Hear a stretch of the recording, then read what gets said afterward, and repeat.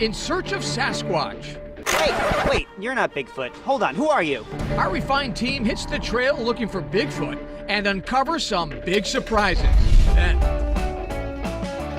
It's delicious. Ready? I'm just gonna leave now. we trot into the Western Washington kitchen of the Galloping Gourmet. Plus, a teeter-totter in the lobby and a bar at the receptionist desk. The new Seattle hotel that's one of a kind on the West Coast. Seattle Refined starts now. Hi everybody, welcome to Seattle Refined. I'm Gard Swanson. If you're from the Northwest, then you've grown up with stories about the legend of Bigfoot and Sasquatch. You know the big, hairy, ape-like creature that some say roams the woods of the Pacific Northwest? It's been fascinating folks for decades. Bigfoot popularity really soared in the 70s. I'll never forget when the Sasquatch took on Lee Majors on the $6 Million Man. And of course, there was the kinder, gentler version of Bigfoot depicted in the 1987 movie Harry and the Hendersons. So, is Bigfoot out there? We sent Refined's John Prentice out to the wilderness to find out.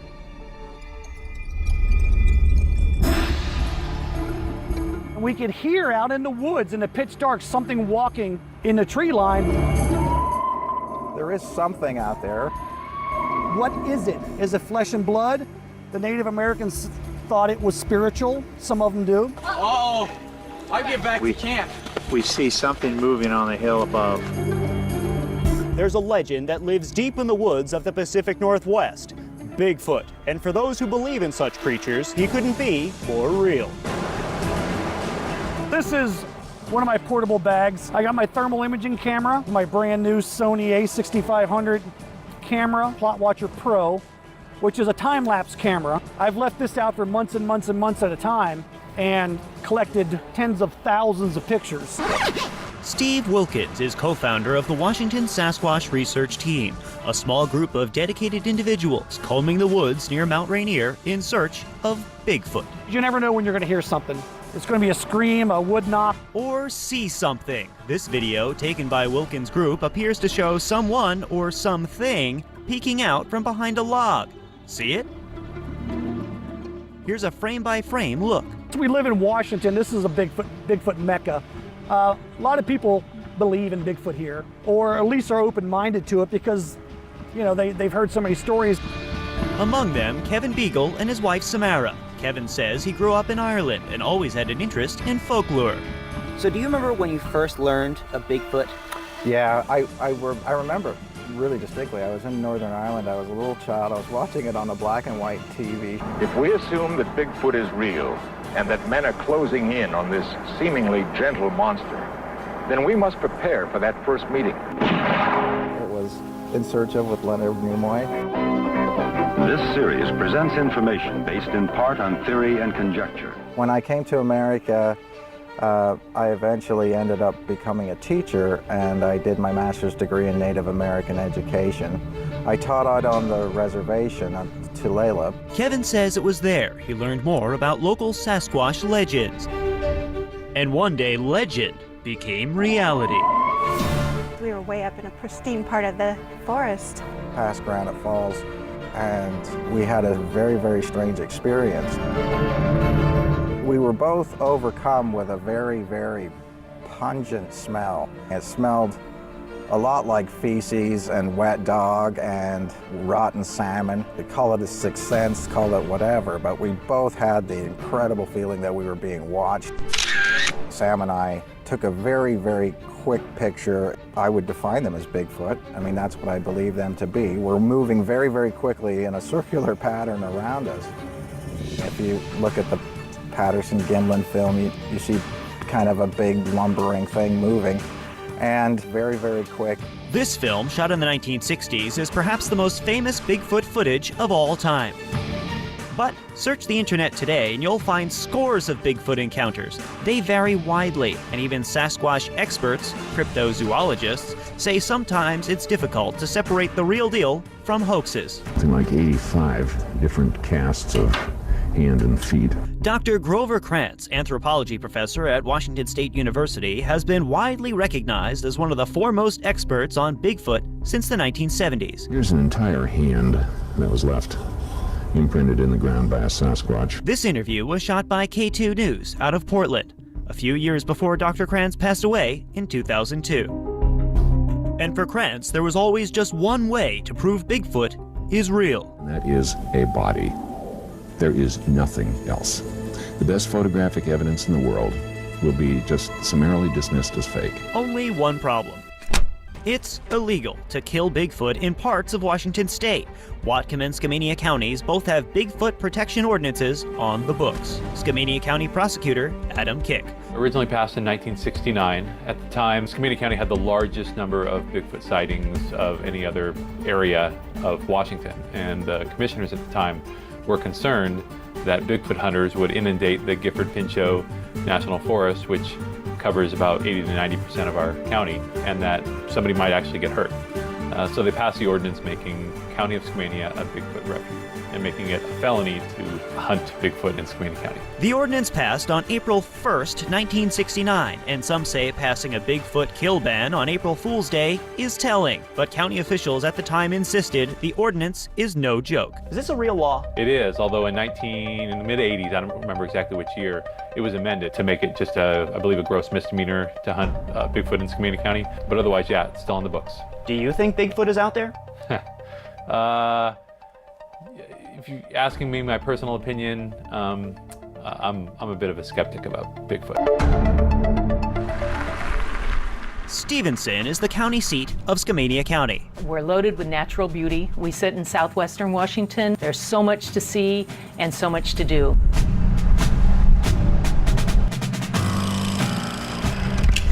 And it's definitely Bigfoot country. Hey, wait, you're not Bigfoot. Hold on, who are you? Denise Holt.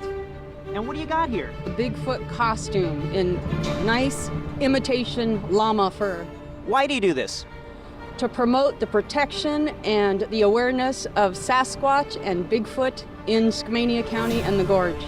And why is that important? To protect them?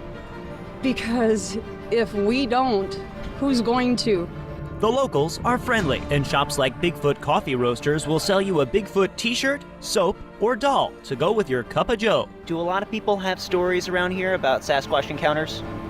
Absolutely. Paul Pierce is a former Skamania County Commissioner and says he has lived in this area for decades. Yeah, I was actually a woodland firefighter, then I was in the Marine Corps, then I was a cop for 30 years. He says a lot of people around here have Bigfoot stories, including him. Back in the early 80s, we camped at Cultus Creek.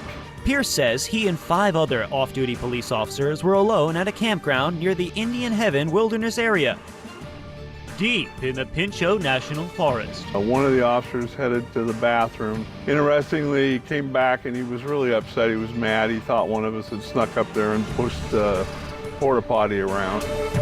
But it wasn't them. About that time, we heard a really high-pitched scream that sounded like a wounded animal.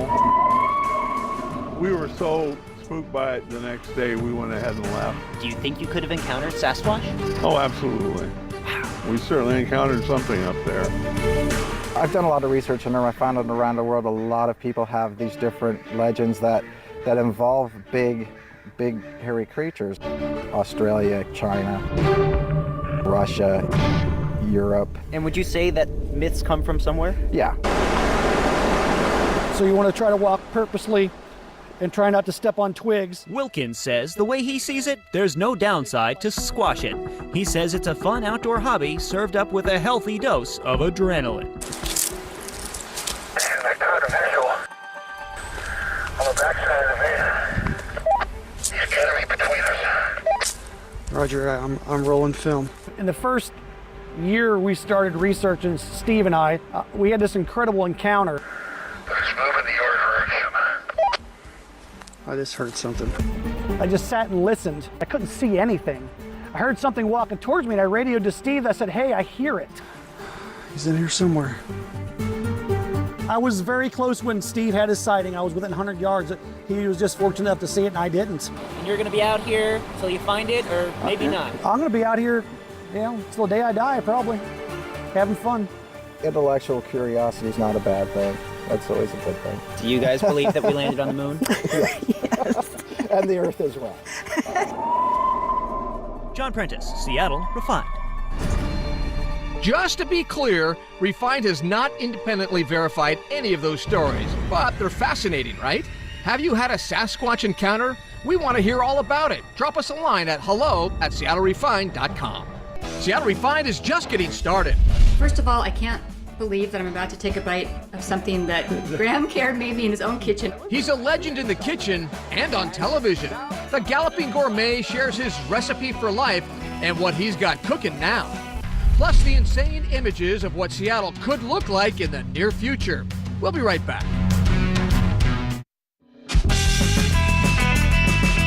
Welcome back to the show. I'm Garth Swanson. You know, before there was Anthony Bourdain, Rachel Ray, or even Bobby Flay, there was Graham Kerr, or as he's better known to millions, the Galloping Gourmet. Kerr was a breath of fresh air when his TV cooking show leapt its way into homes across the globe back in the late 60s and early 70s. Unlike many chefs of the era, the British-born Kerr didn't take himself or his food too seriously. And as Refined's Malia Karlinski recently discovered, he still doesn't. Oh my goodness. Look at you. Our visit with Graham Kerr was a day full of surprises. One of the biggest, he lives right here in Mount Vernon. I came bearing gifts, a vintage copy of his pioneering work, the Graham Kerr Cookbook, first published in 1966.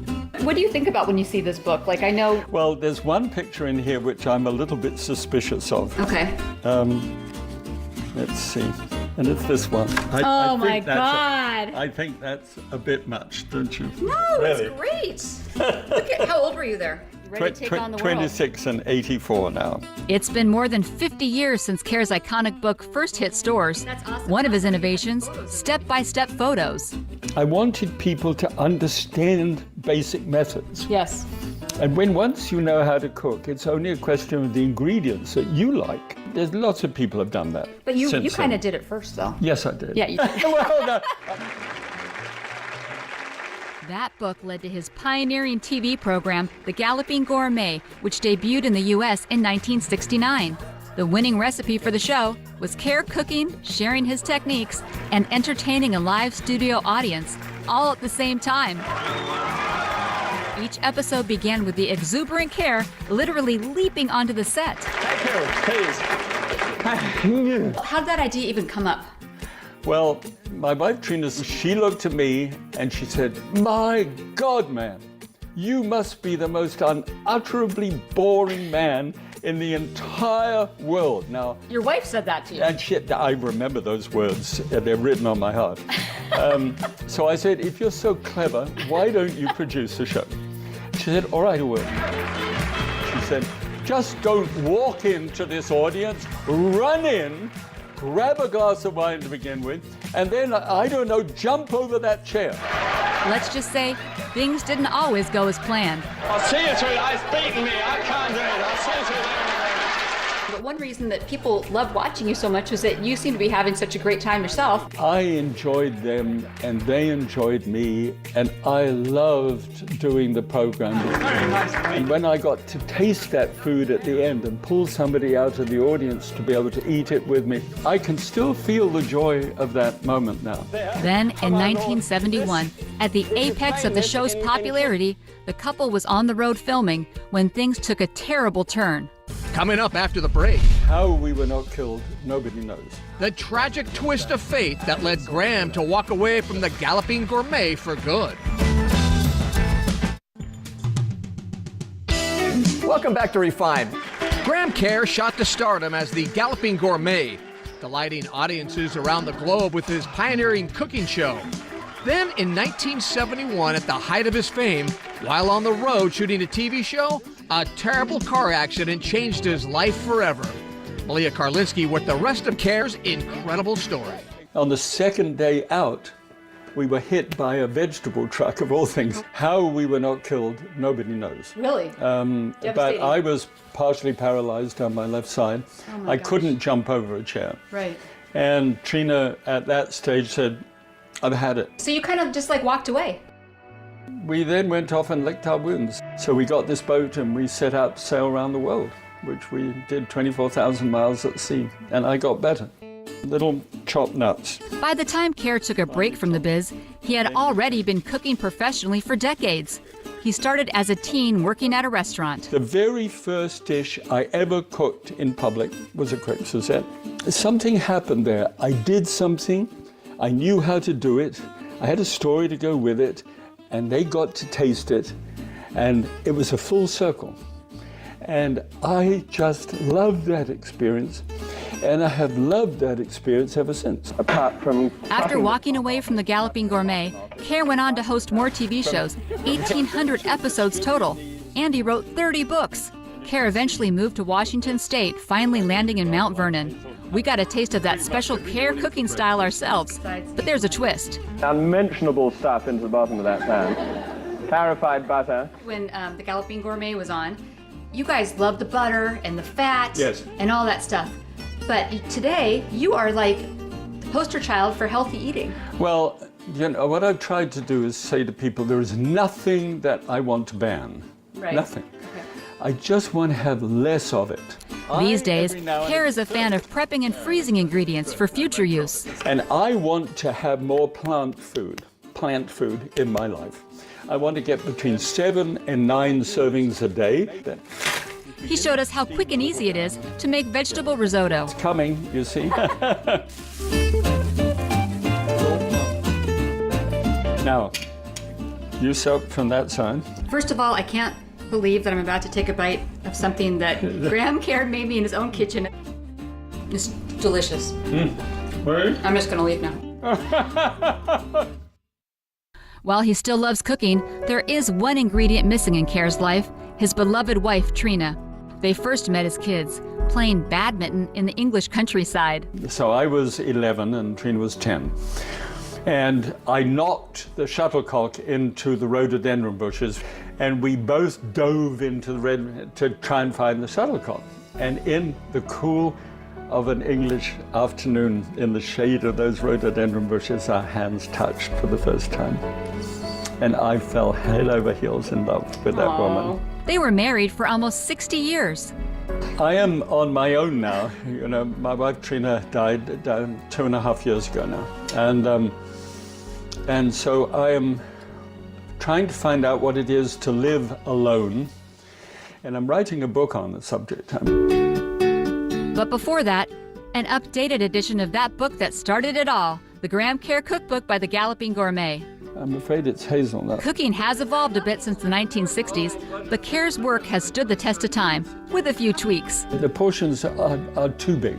That's your criticism of your Of my own book, yes. Book. Almost 70 years after he started cooking, Graham Kerr's recipe for a good life is simple. There's a cause and effect from everything.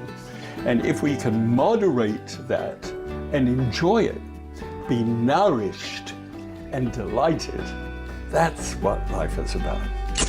Malia Karlinski, Seattle Refined. The new updated version of the Graham Kerr Cookbook is expected to hit store shelves in April. To learn more, log on to the website. We'll be right back.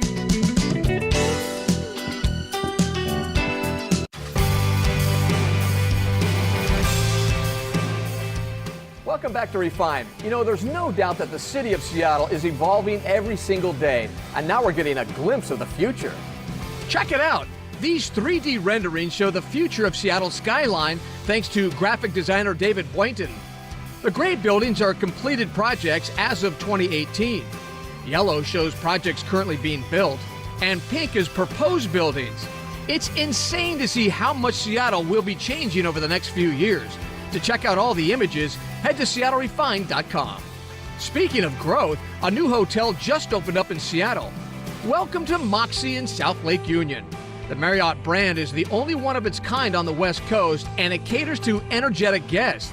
That's why they have a teeter-totter in the lobby, weekly trivia game nights, and a bar that doubles as the reception desk. Pretty cool, huh? To learn more, head to our website. All right, that's going to do it for today's show. I'm Gard Swanson. Have a good one, everybody. Thanks for joining us here on Seattle Refined. We'll see you next time.